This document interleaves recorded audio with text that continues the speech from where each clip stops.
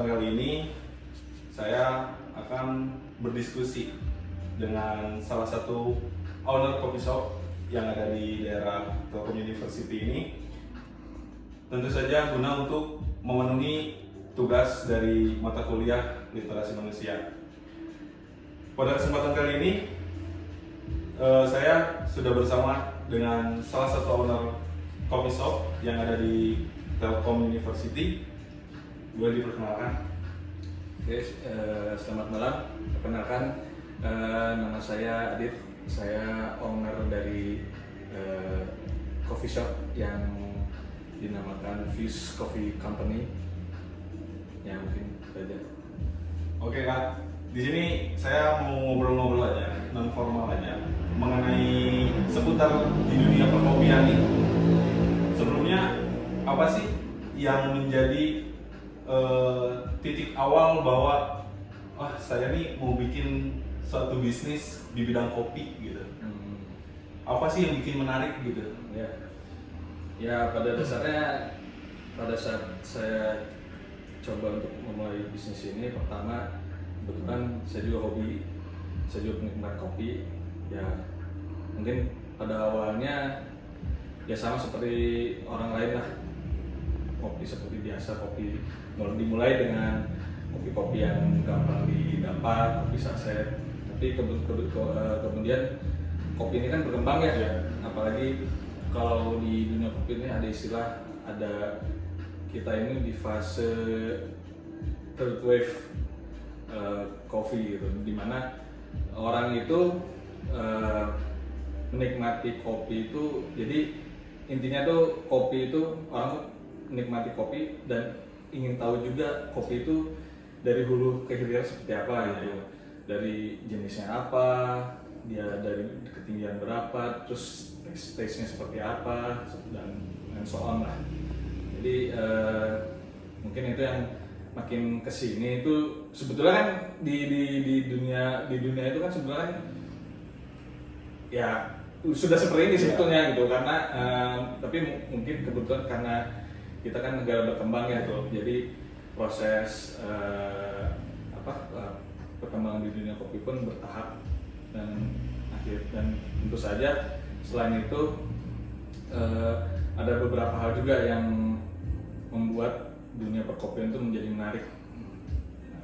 Salah satunya adalah banyaknya alat-alat yang baru gitu kan, dan mungkin yang dulu orang itu tidak terjangkau sekarang lebih terjangkau. Sebagai contohnya itu, misalnya kayak kalau kita dulu pengen nikmati kopi kafe, kopi Starbucks itu kan harus kita butuh mesin espresso kan, mesin espresso itu kan dulu itu mungkin sekitar 2010 ke bawah mungkin ya, itu bisa dibilang kita agak kesulitan lah kalau kita mau pengen menikmati kopi seperti itu. Kita harus ke coffee shop yang proper kan ya, ada alat seperti itu. Nah makin kesini kan mungkin sekitar 2010 kesini lah, mungkin bisa dibilang kalau menurut pengalaman saya itu kan ada satu mesin manual espresso yang bisa dibuat tanpa menggunakan mesin. Nah itu dulu ada namanya Rockpresso itu. Nah itu salah satu cikal bakal untuk kopi-kopi yang espresso base itu makin digandrungi lah, karena kita nggak perlu beli kopi mesin yang mahal gitu. Dulu itu rilis itu sekitar 3 jutaan lah ya, 3 jutaan itu orang udah bisa bikin espresso base coffee menu gitu kan dengan terjangkau gitu kan. Saya pikir itu titik baliknya lah, dan kemudian setelah itu perkembangannya adalah somehow importir mesin itu makin banyak. Ya, jadi orang pun makin lebih mudah ya. Kalau dulu mungkin hanya terbatas di kalangan B2B aja gitu ya, yang business owner yang gede-gede lah, kayak ya contohnya Starbucks dan lain-lain lah, yang untuk orang biasa itu agak susah lah aksesnya. Bukannya susah, mungkin bisa, tapi kita harus keluar effort yang gede lah. Kita harus cari importirnya, terus after salesnya dan sebagainya lah. Nah sekarang makin kesini tuh makin banyak mesin-mesin itu lebih mudah lah dan lebih terjangkau tentunya. Sebenarnya nggak terjangkau bukan berarti murah ya, cuman orang lebih gampang lah dapatnya. Nah itu mungkin trennya makin kesini seperti itu gitu. Jadi makanya sekarang kedai-kedai kopi juga kan banyak bermunculan. Salah satunya menurut saya faktornya salah satunya itu gitu loh. Selain itu tentu saja karena dari industri kopinya sendiri berkembang gitu kan, dari beansnya, dari petaninya, dari supply chainnya gitu. Jadi kita pun akhirnya ikut berkembang juga gitu. Oke, ngomong tadi menyinggung mengenai beans nih, untuk di coffee shop ini biasanya nih untuk base espresso itu pakai beansnya dari mana sih? Sebetulnya kalau kita bicara bisnis kan kita harus harus rasional juga ya. Artinya dan kebetulan saya di sini untuk beans yang dipakai saya roast sendiri. Saya roast dari green bean gitu kan. Kenapa? Karena menurut saya kopi yang enak itu kan kopi yang segar. Betul. Sekarang kita bicara kualitas saja. Nah, pertama itu alasannya. Kedua, dari segi profit pun kalau kita dari hulu ke hilir bisa dipegang sendiri kan otomatis marginnya lebih besar. Karena di kopi sendiri kalau misalkan roasted bean itu lumayan lah. Ya karena saya pun udah lumayan lumayan mengenal industri ini gitu kan. Jadi dari green bean yang grade berapa, harga berapa, terus sampai dia jadi roast bean itu lumayan marginnya gitu. Itu alasan ekonomisnya lah. Tapi selain itu kalau kita bicara kualitas, ya tentu saja kopi yang segar kan kopi lebih baik ya. Artinya kalau misalkan saya bisa supply, kalau saya tidak bergantung sama pihak roastery, saya lebih enak kan menjualnya kan. Jadi kita bisa ngatur kalau misalkan bean itu udah habis, saya baru roasting lagi. Jadi kita menjaga kualitas dari kopi itu sendiri gitu. Kan takutnya kan ya kalau misalkan ternyata putarannya turnover kopinya nggak terlalu tinggi kan, otomatis usia kopinya kan nggak akan jadi berumur kan. Nah itu kan ngaruh juga ke kesegaran kopi ya. Itu salah satu alasannya itu. Oke,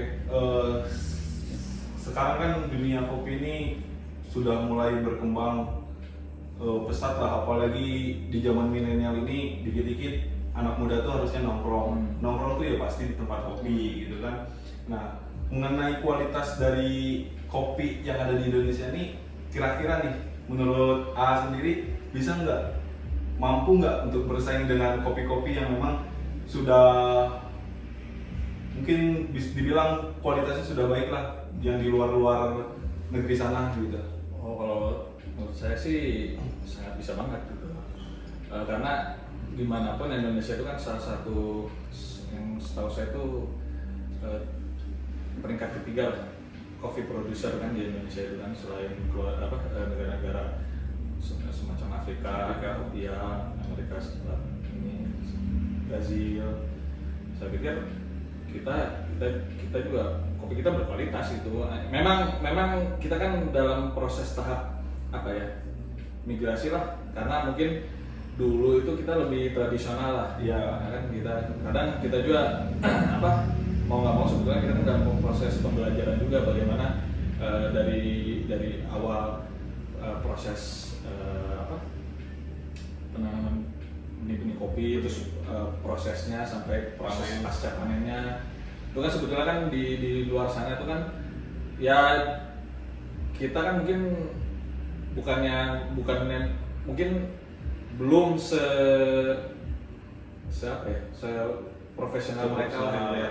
Jadi kadang sekarang juga yang saya tahu gitu kan dari di dunia perkopian juga banyak orang-orang akhirnya coba untuk membenahi dari hulunya dulu gitu ya. Karena gimana pun juga kopi kan harus dari awal awalnya yang bagus kan.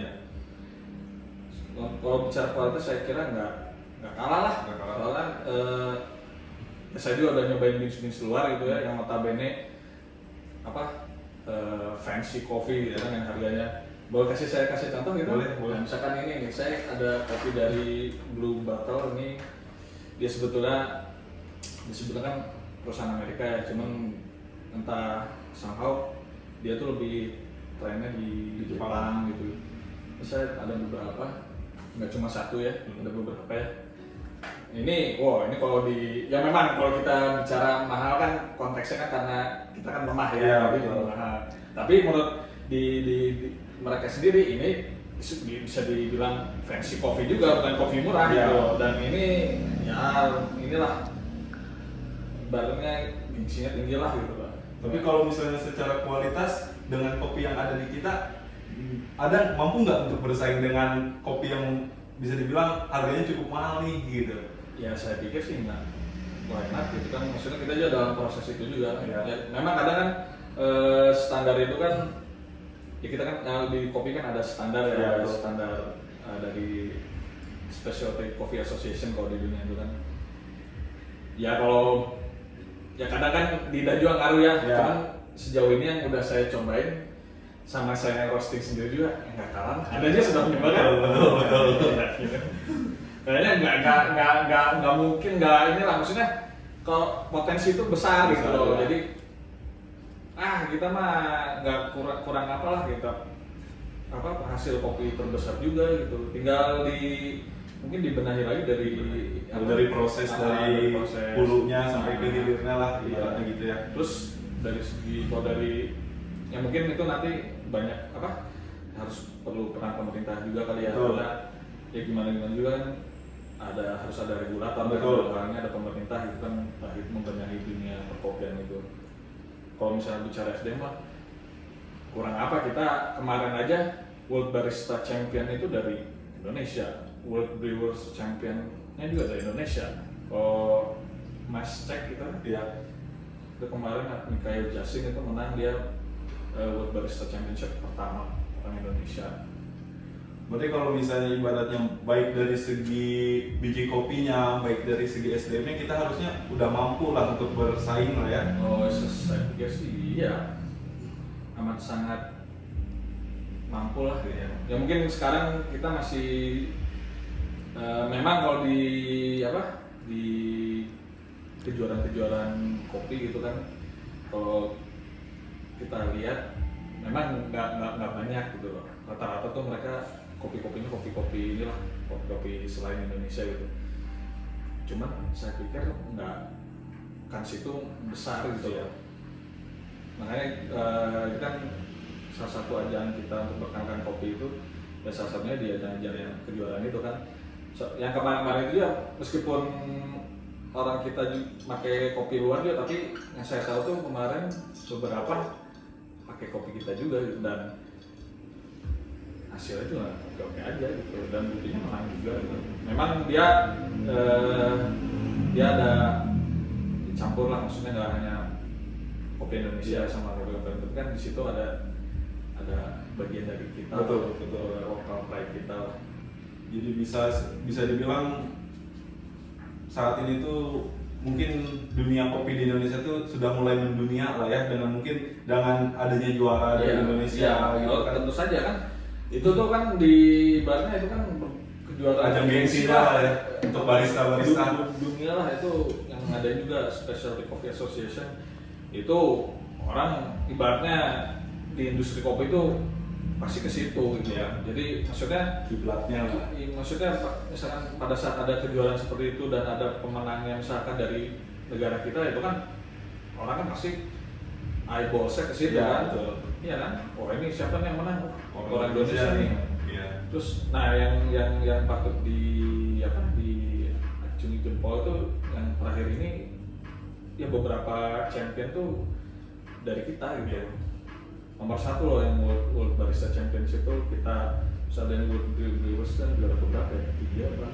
Ya intinya itu udah top 3 lah. Ya. Jadi kalau misalkan orang dunia internasional nggak melirik itu, kayaknya nggak mungkin juga sih, nggak mungkin juga kayaknya kalau sampai nggak melirik.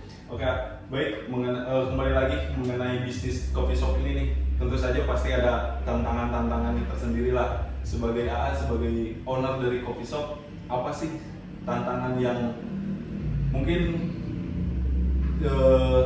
dialami lah selama menjalankan bisnis coffee shop ini? Ya, tantangannya sebenarnya apa ya? Sebenarnya gini, kalau saya sih ya selain tentu saja saya cari profit di sini, tapi kan saya tetap ada idealisme dalam hal kopi lah ya. Kalau saya sih pengennya semua kalangan bisa datang ke sini gitu. Kadang sekarang yang jadi kendala adalah kadang nih generasi tua sama generasi muda nggak klop nih. Betul. Nah kadang itu tidak diwadahi oleh coffee shop itu sendiri. Betul. Misal nih, seperti kita tahu kalau orang-orang lama, orang-orang tua kan mereka cenderung lebih biasa ngopi kan ngopi yang Bold ya.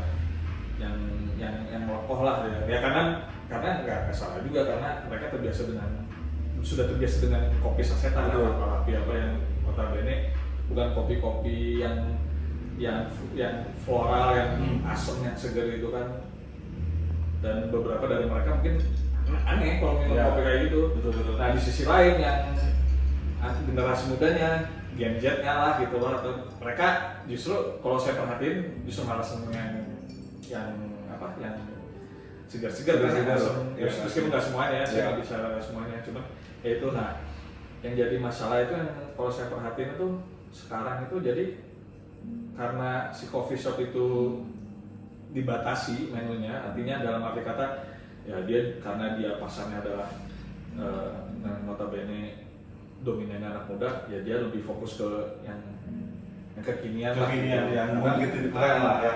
Nggak semuanya, saya nggak bicara semuanya, cuman ya beberapa ada saya perhatian seperti itu. Jadi kadang orang-orang yang tua juga malas gitu kan, ini mah kopi-kopi ya zaman sekarang gitu kan. Nah itu kalau saya sih pengennya idealisme saya sih semua bisa datang gitu, makanya menunya pun ada semua lah, bisa apa? Semua dari kalangannya lah ya. Jadi kalau misalnya pengen yang bold, pengen yang klasik, robusta, yang lokoh, yang hitam, yang pahit kasarnya nggak ada asam-asamnya, tapi kan itu ada pasarnya kan. Betul. Buat orang-orang yang memang penggemar kopi, apalagi yang biasa ngopinya pengen yang lokoh apa, ya pasti mereka lebih prefer kayak gitu kan. Betul. Soalnya saya pernah ada pengalaman, jadi saya pernah ngajak teman yang notabene sukanya kopi pahit datang ke coffee shop, dia pilih tubruk dan dia milih yang paling mahal lagi. Nah karena mereka nyediain bin yang mahal itu mahal yang sekarang gitu loh, yang fruity, yang segar, yang apa, ditubruk nggak nyambung dong. Nggak nyambung ya. Iya kan? Betul. Karena di persepsi dia kopi tubruk hitam itu Pahit, yang lekoh, yang legit, yang manis lah gitu lah. Meskipun itu kan bisa custom ya, bisa ditambah. Cuma kan sekarang kan ya standarnya kan kalau coffee shop kan ya sebenarnya bagus sih kan, untuk kalau kita bicara kesehatan kan pasti nyediainnya kan yang non sugar kan, meskipun nanti orang bisa nambahin sendiri gitu kan. Ya. Betul. Nah itu ada kayak gitu, pas saya udah membayar yang mahal, pas dicoba nggak masuk dong gitu. Karena kayak gini kami udah terbiasa ekspektasinya gitu gitu loh. Jadi kalau saya sih pengennya ya itu kan, karena itu kan balik lagi ke ownernya ya. Betul. Ke si coffee shopnya. Kalau misalkan kayak gitu gimana? Kalau saya sih makanya sebisa mungkin sih semua apa bisa kita tuh bisa ngasih menu yang bisa buat semua kalangan, atau yang klasik bold, yang robusta ada, pengen yang beans yang floral, yang asam, yang segar ada gitu ya, atau yang in between yang diantaranya, mau yang espresso base ada, kebetulan ada mesin juga, mau manual ada, mau tubruk ada gitu. Jadi biar enaknya sebenarnya kalau menurut saya definisi coffee shop sebenarnya seperti itu gitu loh. Jadi semua orang bisa menikmati ya. Jadi nggak segmen di sebelah sah aja, mau segmentif gitu, khusus spesifik untuk ini gitu. Itu sih idealnya aja ya. Iya.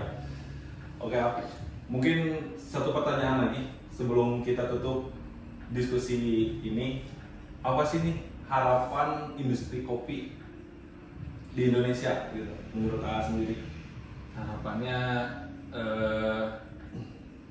apa ya, mungkin lebih, kalau kita bicara harga ya, Ya, betul. karena sekarang trennya ya semoga kedepannya kopi itu lebih terjangkau. Karena gini, sekarang itu trennya tuh makin tinggi gitu, harga makin tinggi.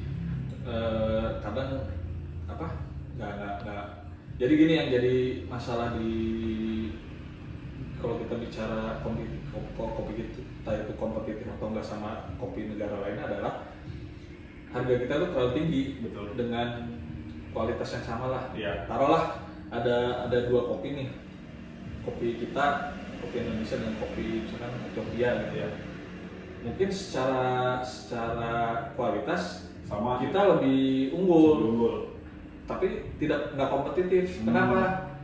Dengan harga segitu, kualitasnya segitu, harga kita tuh lebih mahal gitu dibandingkan dengan harga kopi yang non Indonesia. Ya. Jadi kan value kita jadi turun kan? Bener nggak? Betul. Iya kan? Kecuali harganya sama, head to head atau to apple harganya sama, kopi kita lebih unggul, itu baru Itu ya. juaranya kan. Juaranya. Cuma masalahnya adalah dengan kualitas yang sama, cuman harga kita lebih mahal, berarti nggak kompetitif Nggak dong. kompetitif, Nah, ya. Jadi value-nya kan ya plus lah. Ya. Kalau dia lebih bagus tapi lebih mahal, ya nggak kompetitif lah. Ya. Betul. Atau mungkin bahkan dengan kualitas yang sama, kalau kualitas yang sama, tapi kopi kita itu kalau di secara price itu lebih mahal, Lebih mahal. ya pasti menang yang ini Ya, dong. benar. Misalnya kita bicara kualitas yang sama nih, dia lebih murah, Ya, ngambil yang lebih murah. lebih kompetitif dia. Iya. Nah sekarang tuh kecenderungannya seperti itu gitu. Berarti permasalahannya ada di mungkin dari harga bahan bakunya lah ya, yang Ya maksudnya mungkin, ya ini kan makanya kalau kita bicara industri kan hulu ke hilir ya. betul. Nah ini kan kita juga butuh, ya mungkin dalam hal ini peran pemerintah juga kan. Itulah pentingnya regulasi lah ya. Jadi ya entah itu, ya kita kan nggak tahu ya proses DU-nya, entah itu ada tengkulak kopi lah Iya. atau apa, itu kan yang bikin harga nggak standar. Ya sebenarnya bukan kopi aja kan, yang memang ya kita seperti itu gitu. Apalagi sekarang kan ini kan industri ini kan lagi hype-hype-nya nih. Ya prinsip ekonomi lah, high demand kan, permintaan tinggi, barangnya misalkan lebih sedikit, pasti lebih tinggi kan. Betul. Nah pertanyaannya adalah apakah memang sedikit atau barang itu ditahan gitu? Ya, bisa jadi timbun lah ya. Gitu kan. Jadi harganya melonjak. Iya. Nah itu sekarang contohnya ini aja, kopi robusta aja yang biasanya sekilo itu sekitar 50.000, sekarang itu harganya melonjak hampir 2 kali lipatnya. Waktu lumayan juga ya kalau Kalau itu. lumayan lagi bos. Iya, kalau buat bisnis kan. Iya, jadi sekarang tuh lagi ramai itu. Memang ada beberapa info alasannya itu karena katanya panen di negara lain itu katanya pada gagal panen, jadi kebutuhan internasional tuh banyak disuplai dari kita. Jadi intinya barang kita tuh banyak yang keluar lah. Ya. Otomatis kan Di kitanya jadi susah nih di dalamnya jadi nih. susah, harga tinggi, Iya. udah lah kan gitu kan, prinsip ekonomi lah. Iya. Katanya itu, tapi apakah itu benar atau enggak ya nggak tahu juga, saya juga nggak tahu. Cuman katanya di industri kopi alasannya demikian. Cuman yang nggak tahu juga di belakang itu atau memang ada yang nahan barang lah atau apa. Nah kan hal-hal seperti itu kan sebetulnya yang menghalangi perkembangan. Betul, menghambat Ya perkembangan. sekarang kalau misalnya jadi pengusaha, ya kalau harganya kayak gitu kan yang menjadi juga lah. Iya, betul. Apalagi kalau ibaratnya untuk mungkin sebagian besar lah bisa dibilang, ya robusta kan yang paling kompetitif lah, bisa dijual, margin profitnya masih untungnya enak gitu kan, dibandingin kan masih yang lebih besar tuh ya itu gitu kan, daripada kita jual kopi yang mahal kan mungkin nggak sebanyak potensi ngejual yang murah gitu. Oke, mungkin itu aja diskusi ataupun obrolan kita malam ini ya. Nggak ada lagi? Sudah cukup. Oh, udah cukup. Sudah cukup. Terus saya pengen ngomong lagi. Sudah cukup karena memang waktunya juga terbatas kan. Ya. Mungkin saya ucapkan terima kasih sudah menjadi narasumber di video ini. Sebelum saya tutup, boleh dikasih tahu nih, coffee shop ini adanya di mana nih? Coffee shop ini ada di Jalan Ciganetri Raya ya. Sebenarnya bukan raya sih, pokoknya Jalan Ciganetri Utama. Kalau nomornya sih nomor 8. Jadi dari Jalan Raya Bojong Soang itu tinggal belok ke kiri itu kan tadi Jalan Ciganetri kan. Iya. Nah kita tuh posisinya masih di jalan besarnya, nggak jauh dari Jalan Persis, utama, ya, Persis, di pesantren Persis. Datang ya. Oke, buat teman-teman mungkin yang menyaksikan video ini nanti bisa datanglah ke coffee shop ini. Oh pastinya. Tentu saja di sini coffee shopnya bukan coffee shop biasa nih. Oh, Di iya, sini betul. sudah kelasnya spesial nih. Iya, high quality. High quality.